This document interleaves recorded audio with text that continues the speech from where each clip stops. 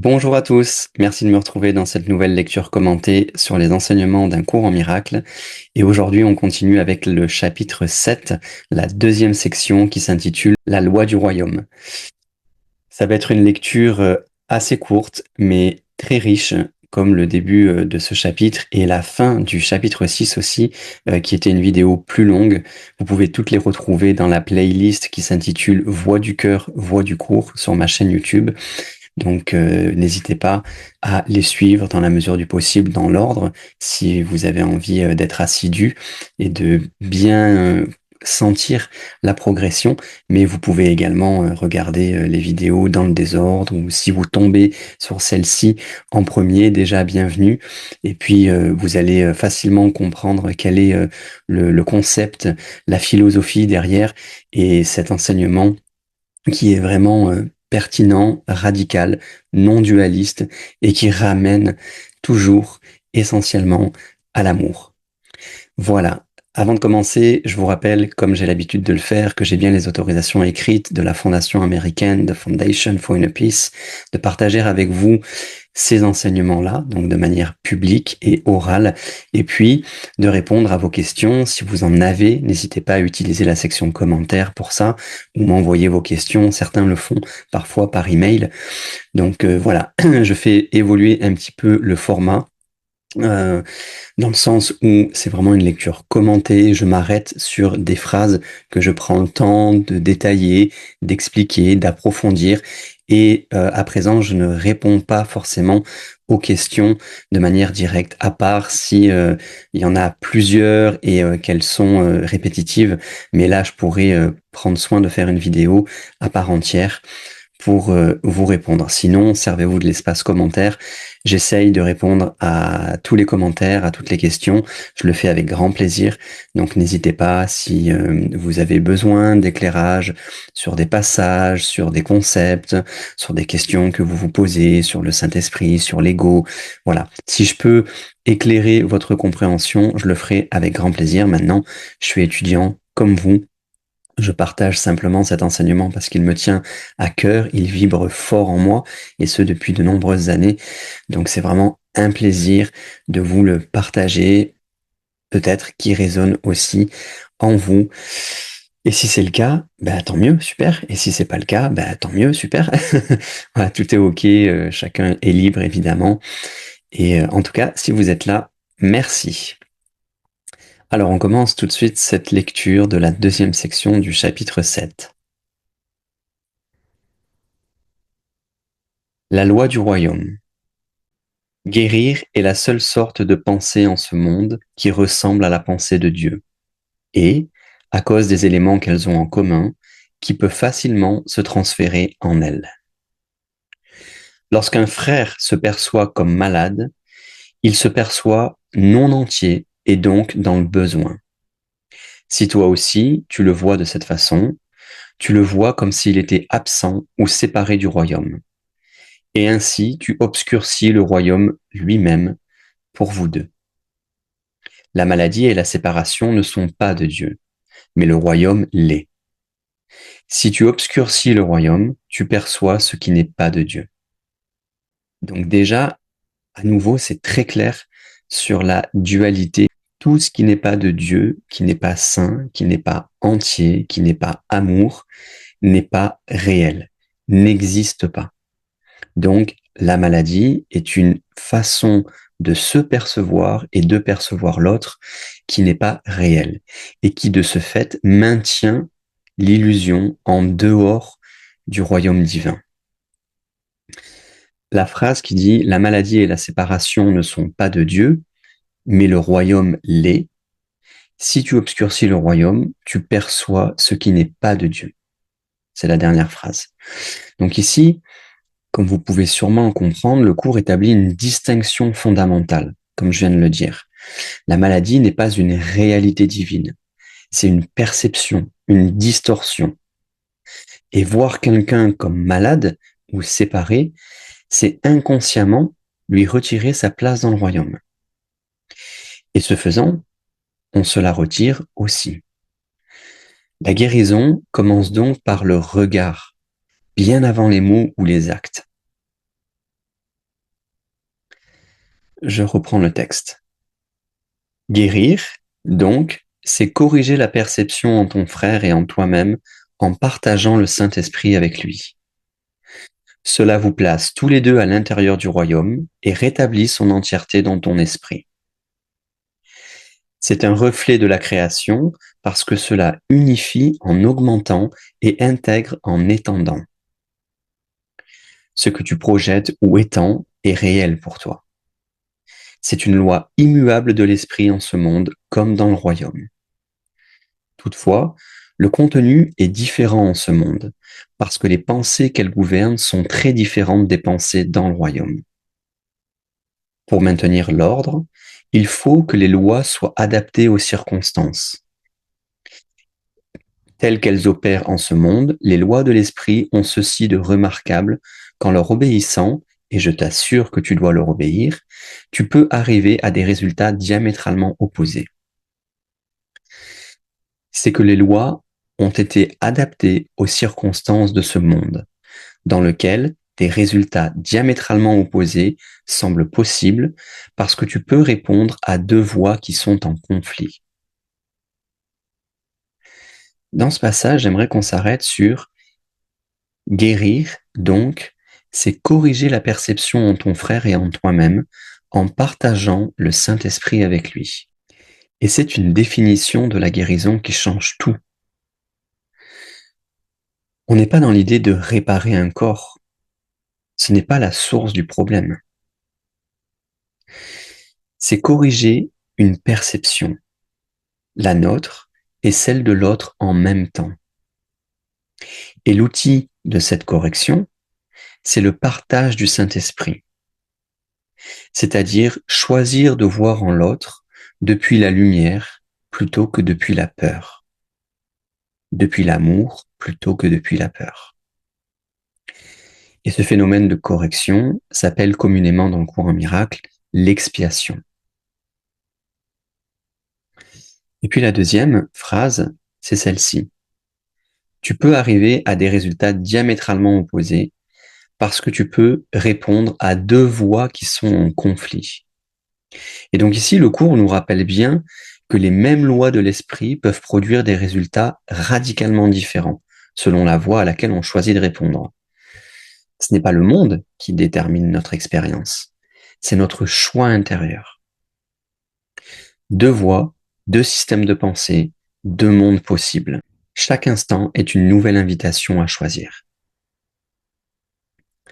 Je reprends le texte. À l'extérieur du royaume, la loi qui règne à l'intérieur est adaptée. Je cite, « Tu crois à ce que tu projettes ». Fin de citation. C'est sous cette forme qu'elle est enseignée parce qu'à l'extérieur du royaume, apprendre est essentiel. Cette forme implique que c'est à ce que tu as projeté sur les autres, et par conséquent ce que tu crois qu'ils sont, que tu apprendras ce que tu es. Dans le royaume, il n'y a ni enseignement, ni apprentissage, parce qu'il n'y a pas de croyance. Il n'y a que la certitude. Dieu et ses fils, en leur sûreté d'être, connaissent que tu es ce que tu étends. Cette forme de la loi n'est pas adaptée à tout, étant la loi de la création. Dieu lui-même a créé la loi en créant par elle, et ses fils, qui créent comme lui, la suivent avec joie, connaissant que l'augmentation du royaume en dépend, comme leur propre création en dépendait. Donc là, on va revenir sur cette phrase, à l'extérieur du royaume, tu crois à ce que tu projettes. Dans le royaume, tu es ce que tu étends. C'est une subtilité sur laquelle j'aimerais bien qu'on s'arrête. En fait, il y a deux formes de la même loi, à des niveaux qui sont donc, comme vous l'avez saisi, radicalement différents. Dans l'ego, ce que je projette sur l'autre me définit et m'emprisonne. Alors que dans la connaissance, ce que j'étends révèle ce que je suis vraiment. C'est passer d'une projection à une extension. Et donc, c'est sortir du rêve et commencer à vivre la réalité. J'espère que vous saisissez bien la nuance? Si c'est pas le cas, dites-le moi dans les commentaires. J'essaierai d'affiner cette explication. Reprenons le texte. Pour aider, les lois doivent être communiquées. En fait, elles doivent être traduites pour ceux qui parlent des langues différentes. Néanmoins, un bon traducteur, bien qu'il doive changer la forme de ce qu'il traduit, ne change jamais la signification. De fait, son seul but est de changer la forme de façon à conserver la signification originale.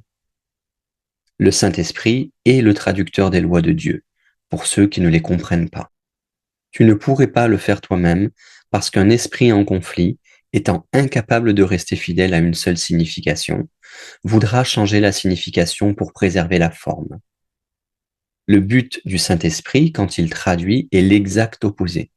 Il ne traduit que pour préserver la signification originale sous tous les rapports et dans toutes les langues.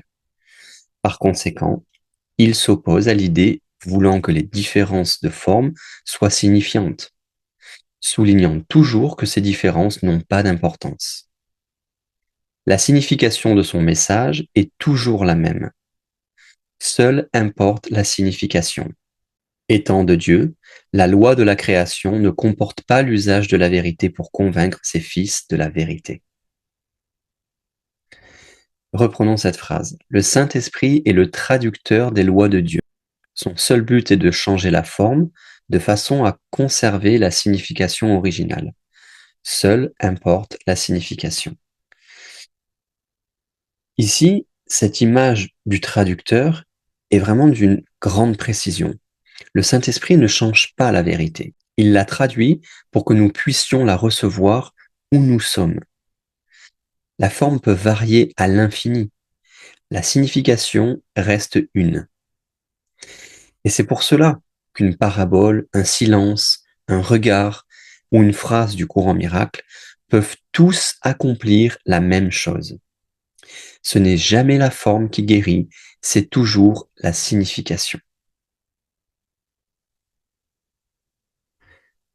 Donc là, on parle évidemment de traduction dans le fond de la signification, pas dans la forme et dans la langue, même si ça peut s'appliquer dans notre monde parce que nous parlons plusieurs langues et que nous pouvons interpréter sous différentes formes une seule et même signification. Mais dans le courant miracle, le Saint-Esprit, quand il parle là de traduction, c'est nous saisir chacun où nous en sommes dans notre rêve, pour nous ramener à cette signification originale qui est une. Mais nous sommes dans notre particularité, dans notre séparation, dans notre expérience propre. Donc, c'est très beau la manière dont c'est dit, puisque ça vient nous chercher dans le rêve pour nous réveiller tout doucement à cette signification unique. C'est comme ça que j'entends et que j'interprète le terme traduction.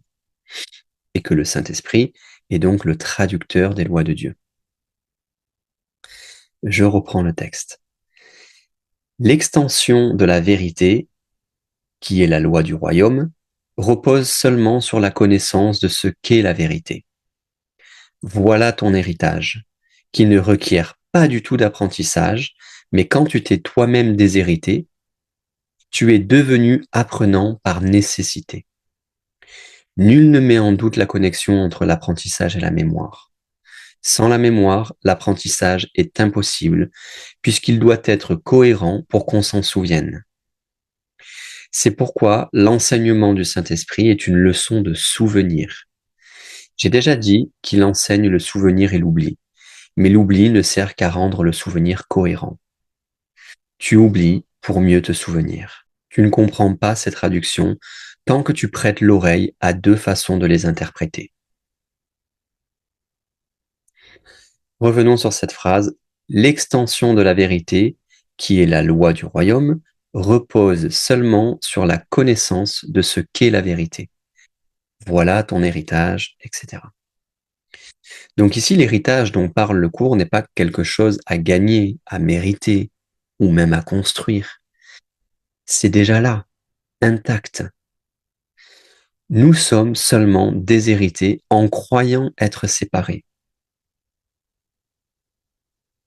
L'enseignement du Saint-Esprit n'est donc pas un apprentissage vers quelque chose de nouveau, mais c'est un retour vers quelque chose qui n'a jamais cessé d'être vrai. C'est encore une grande différence entre apprendre qui appartient à l'ego et la connaissance qui appartient au royaume divin. Comme dans le royaume divin, tout est un, il n'y a pas besoin d'enseignement, il n'y a pas besoin d'apprentissage, il n'y a pas besoin de miracle, il n'y a pas besoin de guérison, il n'y a pas besoin de pardon, il n'y a pas besoin d'expiation. Tout ceci sont des outils à la portée d'un esprit qui croit être séparé. Pour une seule et même raison, un seul but, nous ramener en conscience dans le royaume divin. Non pas par un apprentissage spécifique, au contraire, par un désapprentissage et un lâcher-prise, une déconstruction de nos croyances pour retrouver cet état originel qui n'a jamais cessé d'être, qui est la joie, qui est l'amour.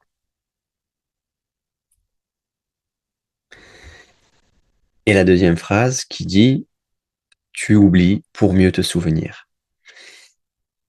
C'est 1, 2, 3, 4, 5, 6. Ces 6 mots résument vraiment bien le chemin du cours. Pour se souvenir de l'amour, il faut oublier les histoires que l'ego raconte. Et c'est pas une perte, c'est une libération. On ne pose pas ce qui est faux en pleurant quelque chose. On se redépose simplement dans la légèreté naturelle.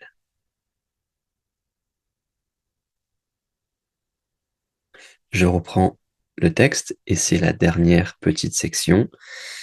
Par conséquent, tu dois oublier ou renoncer à l'une pour comprendre l'autre. Donc, je reprends juste la phrase d'avant pour que vous ayez le contexte. Tu oublies pour mieux te souvenir. Tu ne comprends pas ces traductions tant que tu prêtes l'oreille à deux façons de les interpréter. Par conséquent, tu dois oublier ou renoncer à l'une pour comprendre l'autre. C'est la seule façon pour toi d'apprendre la cohérence, pour enfin être cohérent. Que peut bien signifier la cohérence parfaite du royaume pour ceux en qui règne la confusion? Il est évident que la confusion interfère avec la signification. Par conséquent, elle empêche l'apprenant de l'apprécier. Il n'y a pas de confusion dans le royaume, parce qu'il y a une seule signification. Cette signification, qui vient de Dieu, est Dieu. Parce qu'elle est aussi toi, tu la partages et tu l'étends comme le fit ton Créateur. Elle n'a pas besoin d'être traduite parce qu'elle est parfaitement comprise, mais elle a besoin d'extension parce qu'elle signifie l'extension. La communication est parfaitement directe et parfaitement unie. Elle est totalement libre parce que rien de dissonant n'y entre jamais. C'est pourquoi elle est le royaume de Dieu. Elle lui appartient et elle est donc comme lui. C'est sa réalité et rien ne peut l'attaquer. Je trouve ce passage très très beau et je vais reprendre cette phrase. Cette signification qui vient de Dieu est Dieu. Parce qu'elle est toi aussi, tu la partages et tu l'étends comme le fit ton Créateur. Donc ici, on touche à quelque chose, je trouve, d'assez vertigineux en termes de compréhension. C'est que la signification n'est pas simplement de Dieu, elle est Dieu. Et parce que cette même signification est en toi, est en moi, est en nous, eh bien, partager la vérité, ce n'est pas transmettre une information, c'est laisser Dieu s'étendre à travers toi, à travers moi, à travers nous. C'est peut-être la définition la plus simple et la plus profonde de ce que c'est que de vivre le cours, je trouve. Donc pour finir, j'aimerais vous inviter à se laisser glisser dans un moment de silence et d'intégration pour vraiment sentir vibrer ce passage. Et je vous y invite à travers ces mots. La communication est parfaitement directe et parfaitement unie. Elle est totalement libre parce que rien de distordant n'y entre jamais. Et c'est dans cet espace que nous pouvons à nouveau entrer, maintenant. Pas besoin de comprendre, pas besoin de traduire, simplement se déposer dans ce qui est déjà là, parfaitement uni, totalement libre. Je vous invite à rentrer quelques minutes dans ce silence intérieur.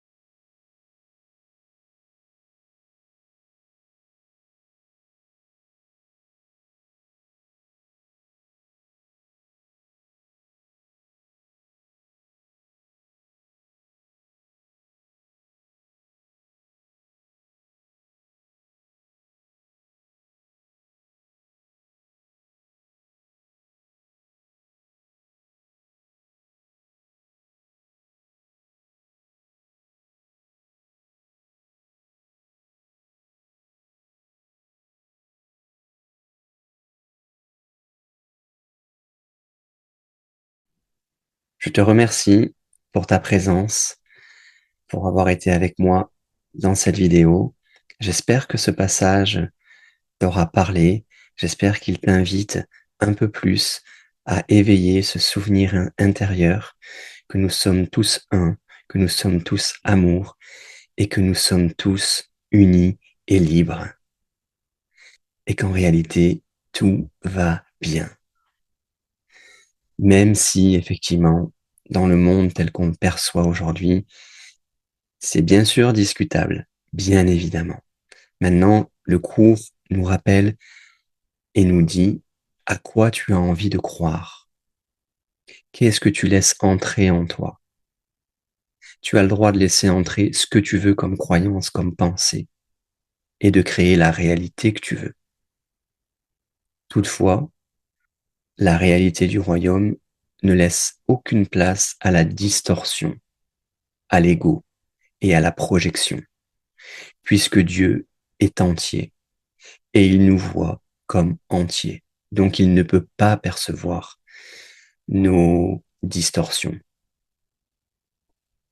Il peut simplement constater que nous sommes en train de rêver et nous inviter à nous réveiller à cette immense et éternelle joie que nous sommes pour prendre part à étendre le royaume comme le fait le Saint-Esprit, comme l'a fait Jésus et comme bon nombre d'êtres éveillés le font.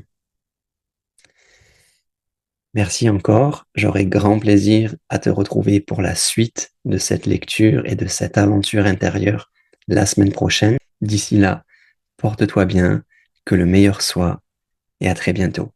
Ah, et pour finir, n'hésite pas, un petit like, n'hésite pas à commenter si ça te parle, si tu veux partager des choses, ou bien même partager cette vidéo et t'abonner si c'est pas encore fait et que tu souhaites être tenu au courant des prochaines parutions. Merci encore, à très bientôt.